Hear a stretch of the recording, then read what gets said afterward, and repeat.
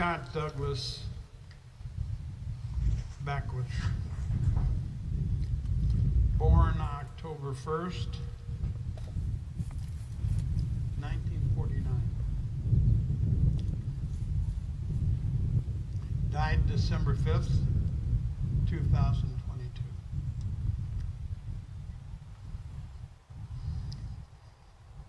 Scott was a lifetime friend and my best man, and I his. He loved to argue and debate with me and others. Any amens? I can, in my mind, I can hear him say, Rick,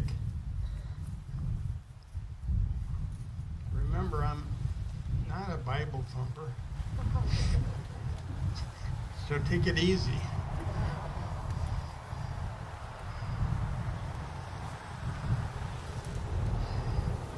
Don't throw that Bible at me. Teresa, my wife of 49 years, was Sue's maid of honor and also a longtime friend of Scott's. She told me she was thinking of singing a song that Pete Seeger wrote titled Turn, Turn, Turn. Pete Seeger was a folk music icon and a far-left liberal and a war protester. Scott liked the man and many of his songs, one of which was If I Had a Hammer, and Where Have All the Flowers Gone, and many others.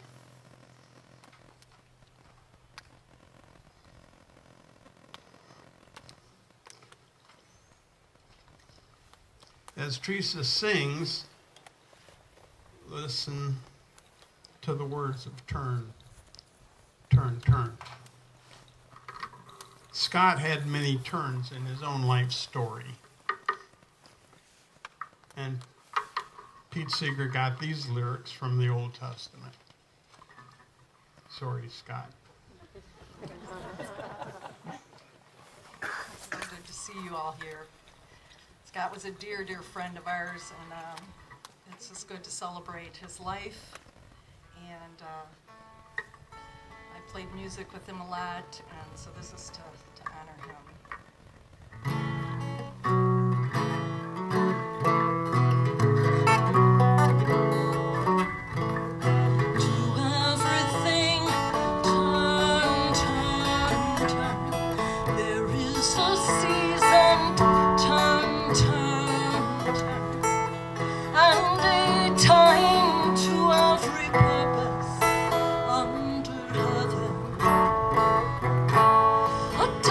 To be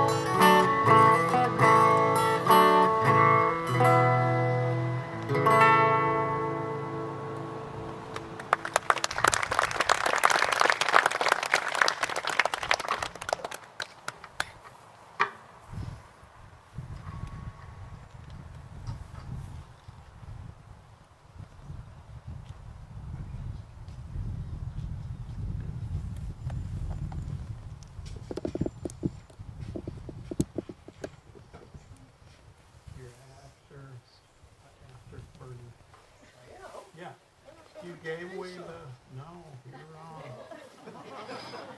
I've argued with Beckwiths before. That's what, yeah. There you go.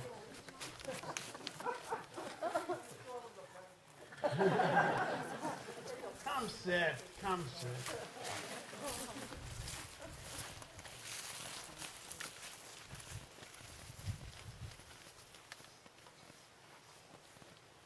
The time to be born.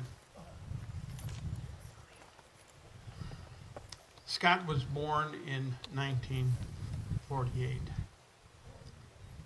49? Okay, don't argue with me. This is such an arguing group. 49. Parents Russ and Glenda. And you feel free to correct me if I'm wrong. Yeah. What?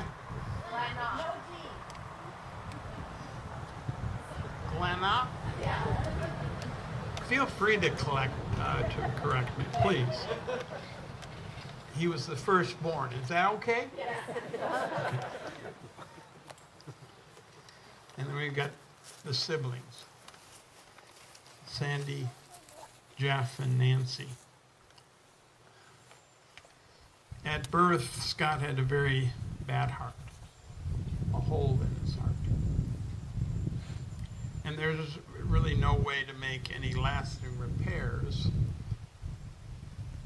But it was a few years later,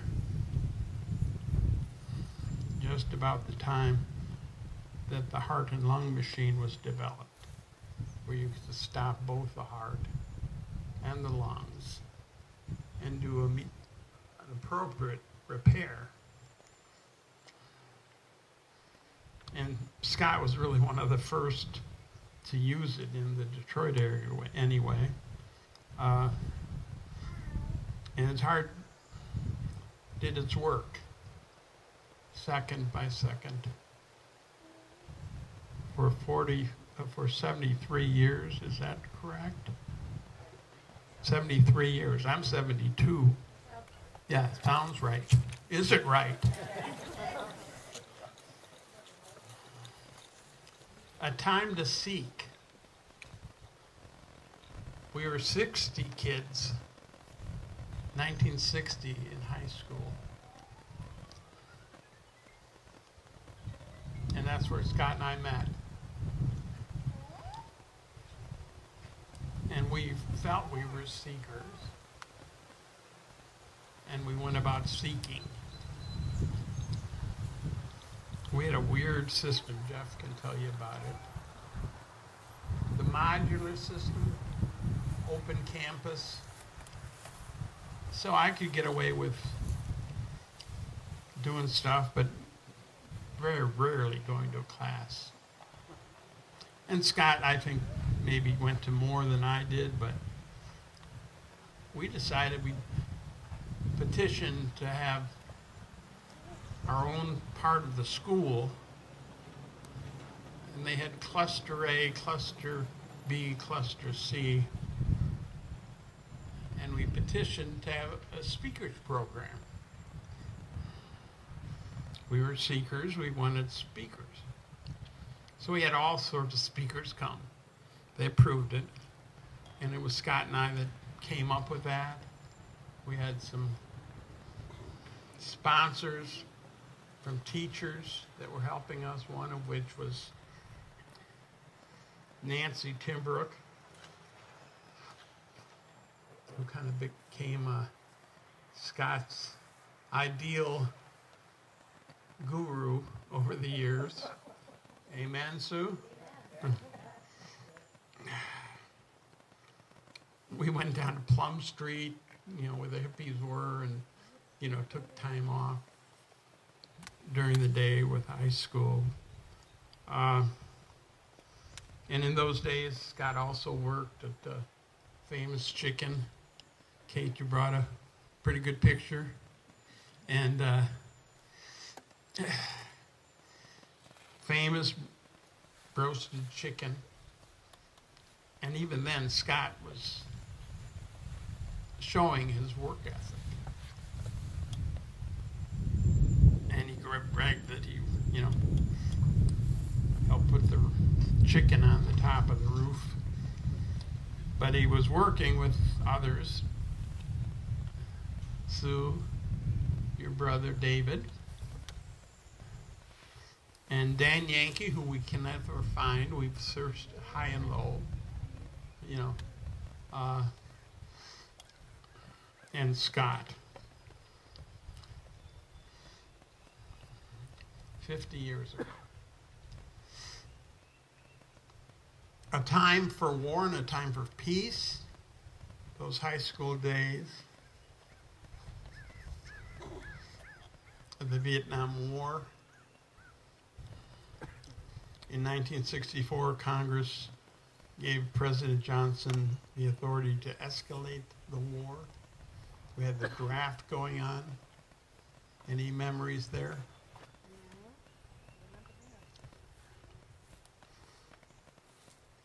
A time for war and a time for peace. What were you say? He took the family on marching against the war? Was it the Vietnam War? That would have been early. Okay, an article. Okay, but we were marchers. I marched in Washington. Scott, I'm sure, was in Washington. One of my last visits to Washington was at the wall. Very hard. So we were dealing with that, even the draft situation.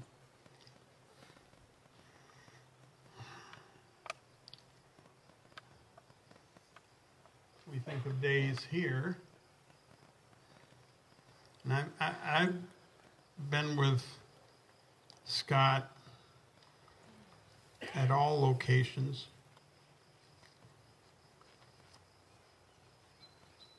Houghton Street? That's what your home was? The farm? The Beckwith farm?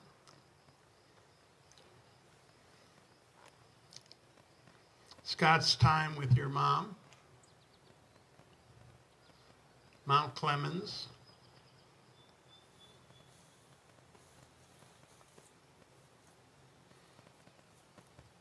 Kate, you and Scott bought a home in Madison Heights. And you don't think it was because it was really close to where Nancy Timber was. It could have been. A time to plant. Scott was a serious planter. He and Sue started the first certified organic farm in Oakland County, Beckwith's Berries and Blooms. You got raspberries to show you. Don't eat them. There are not that many raspberries there. But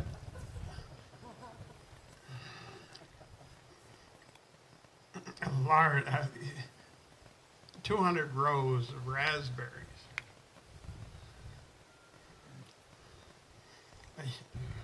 Over 300 varieties of bay lilies. He'd be at the farmer's market of about 3 or 4 blocks from us. He loved doing that. Time to plant.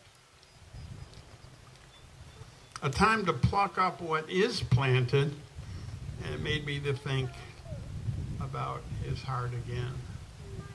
When he had the heart surgery at 8 years old, what did you say? Right. There were multiple, but the one that was around 8 years old, they said, well, you can't do much physically. We're not going to have you do gym classes. You're not allowed to play sports. I was allowed, but I never did. I had the athlete's foot once.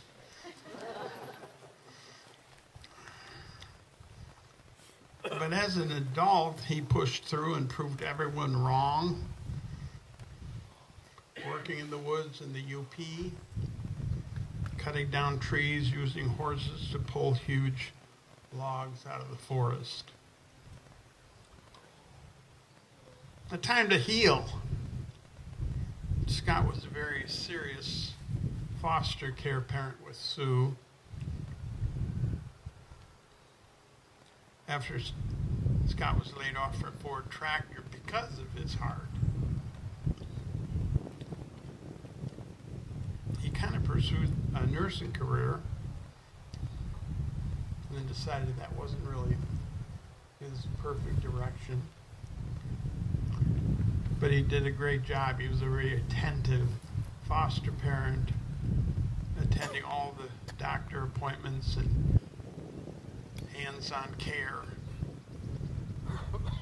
Sue just says he was terrific in that. Sue herself just retired from that care business after giving 48 years of giving care.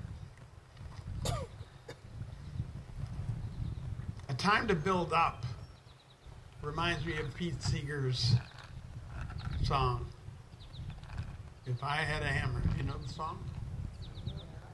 If I had a hammer. Please don't sing. Scott was a planner and a builder. Crazy mind of his. And it led from this street down the street there where you rented a home or bought that? You bought it. And they were all already doing the foster care. And they bought 20 acres.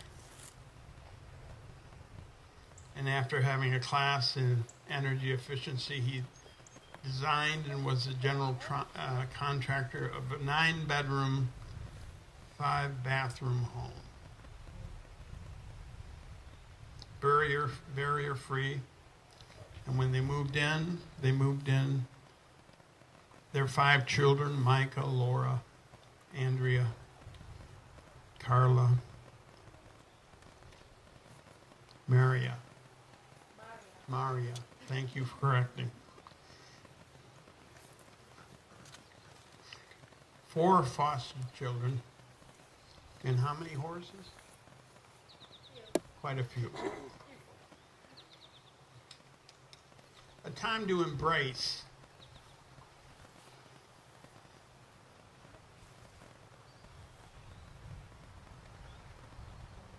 Can you raise your hand if you're a grandchild? He loved you. He loved to see you. He loved to be with you. He loved to talk about you. Very happy with each one.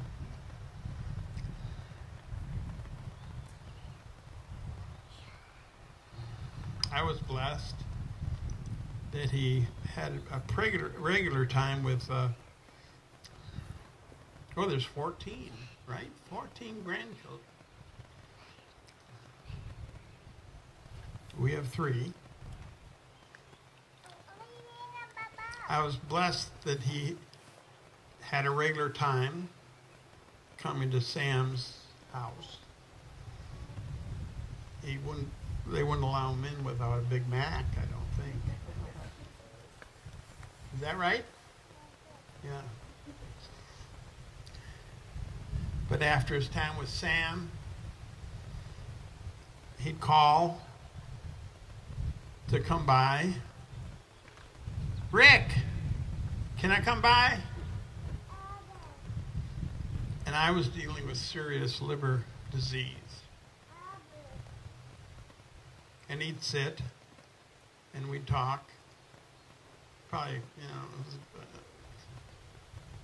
not really worthwhile arguing too much. but the good old days and whatever. And last year, I did get a liver transplant. And after that, he continued visiting, kind of a monthly thing. A time to dance. Music was a huge part of Scott's love and life. He and I hired a couple rock bands for 2 concerts at the community house in Somerset, and we filled the place. The MC5 for 1 concert, and the Amboy Dukes with Ted Nugent to kick out the jams, right?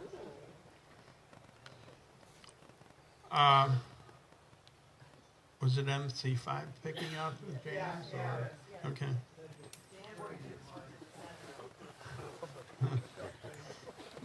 They were not the center of my mind. Grandy Ballroom. We saw the Cream. We saw the Jimi Hendrix. We saw Tim Buckley. Check out the pictures, and you'll find a picture with Bob Seger and Matt. They put it way down low. Sorry, Matt. What can we do?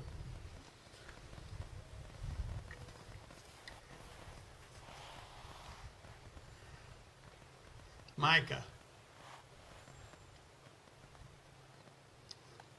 You took the guy to a Eric Clapton concert.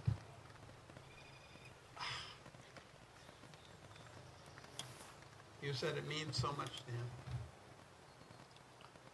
You know, he loved that guitar. You'll notice pictures, all sorts of pictures here. Bernie, you've got a guitar. He took pictures of you. And I was looking, you know, I'm his lifelong friend. I don't want to complain, but Scott never wanted to have a picture taken with me. Go crazy. But it meant so much to see Eric Clapton, thank you, on stage. And he loved playing the guitar. He loved kicking out the jams. I don't really like them plugged in that much. I like acoustic. I play the rain stick, I don't know. But when Bernie and Carol would come into town, Timbrook, back to the UP, connections, we'd get down and have time with Kate and Scott.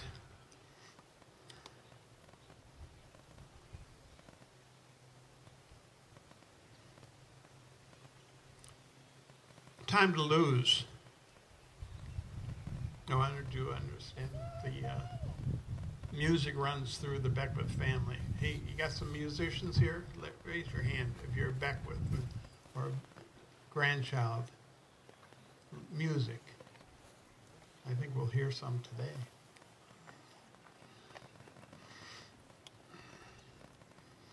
Where have all the flowers gone?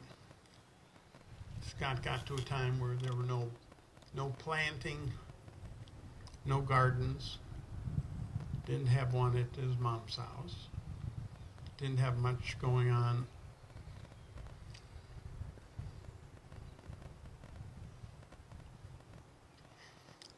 On the east side, in the home, Mount Clemens area.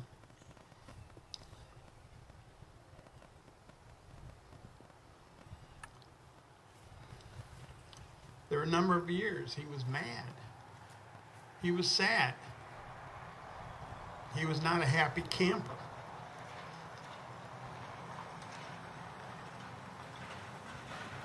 But I saw him in all those settings. Had time with him. Still love the guy. But there were some difficult years. A time to keep silence. I'm reading this. It says, this does not apply. He wasn't real silent. A time to speak, well, that works. That's the Scott I know. He loved to argue, political discussion, debate. Then there was a new time to plant, a new time to build. 12 years with Kate, the 12 last years of his life, and we got a much happier man. Much happier.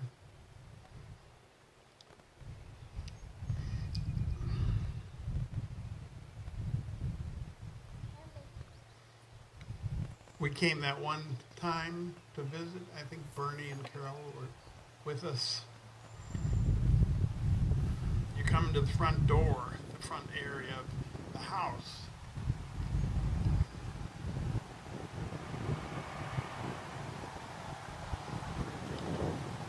Kate just somehow does a gorgeous job planting in the front. Beautiful. I was really taken back by your plantings.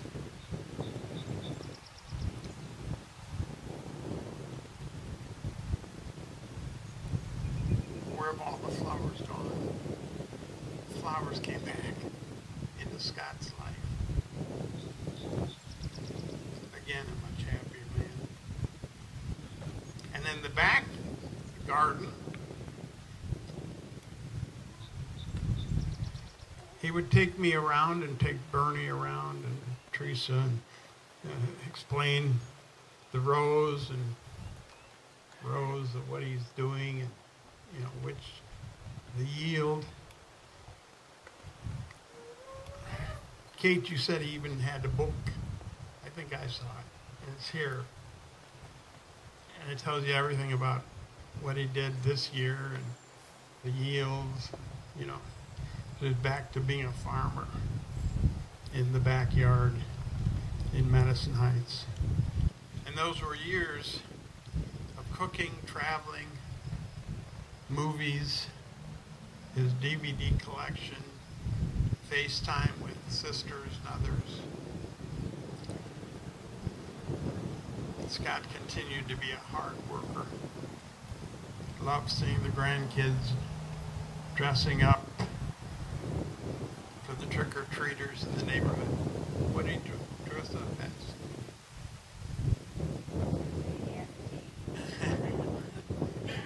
Okay.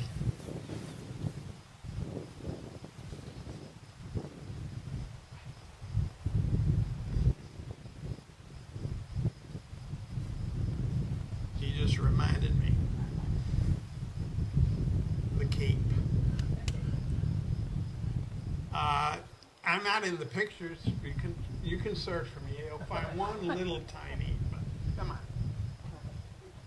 But in this book that was on the table, and where did this come from? What was the occasion? 40th birthday party. And guess what? Who's on the front page? Teresa Dalton and Richard Dalton. And here's what I wrote. Scott, because it was all done with a purple pen. Scott, this purple, Teresa, you wrote this for me. I dictated it. My penmanship is so terrible. This purple pen gives me a flashback of the purple cape you bought at the rummage sale. This is high school days. And a lot of time has passed. He wore that cape all the time. A purple cape. there was some mental instability here. But cape or no cape, although I hoped you'd wear it tonight,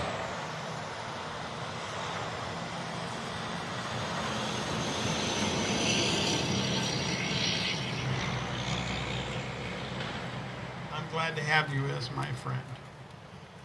You can look at the other book, but Teresa and I are front page.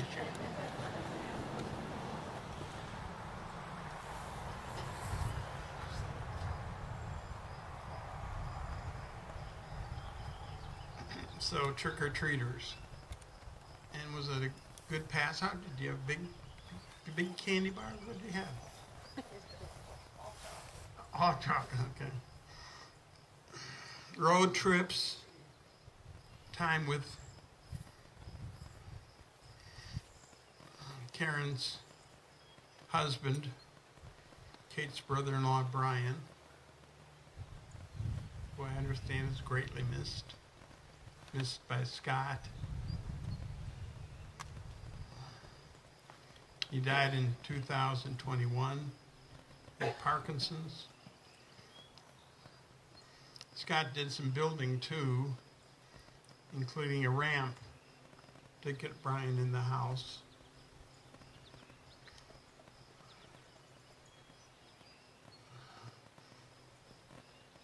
A time to plant, a time to build. A time to die.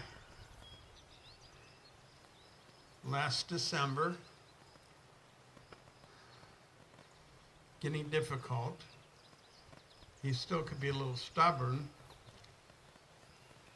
Scott, maybe you should get to the hospital. No, I'm going to wait. I got a doctor's appointment. I'm not going right now.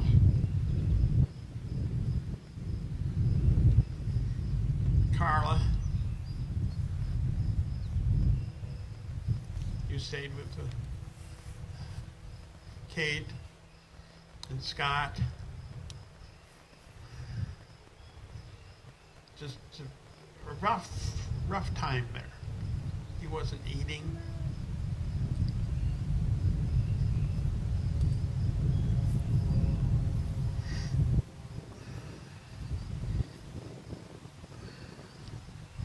You played cribbage. And that was Saturday. And you're still angry with him that he won.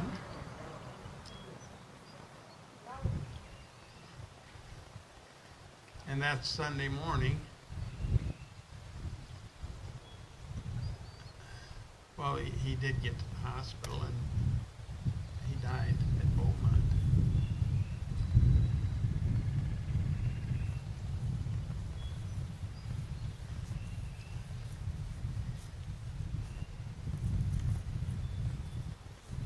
I got to thank you, Sam.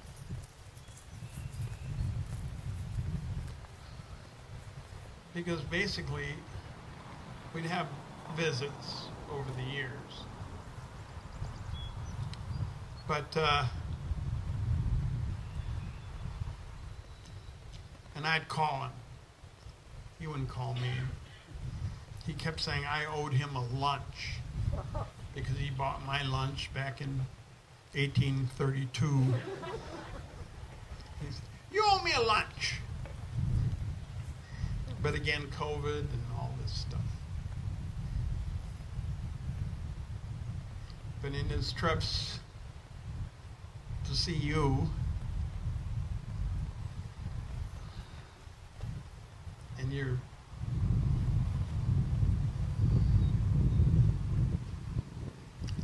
maybe a half a mile from me. You don't come to my house, but you know, come on. But after he saw you, he'd get on the phone. Rick, you home? I'd like to see you.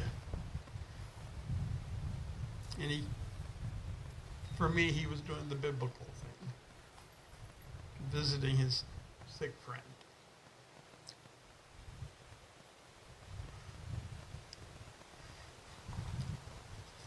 I love the guy. Didn't always understand him, but I loved him. We were bonded in high school.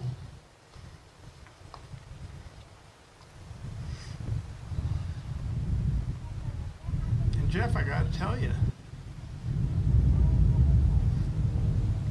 you're right. I'm sorry. I didn't put my part in there.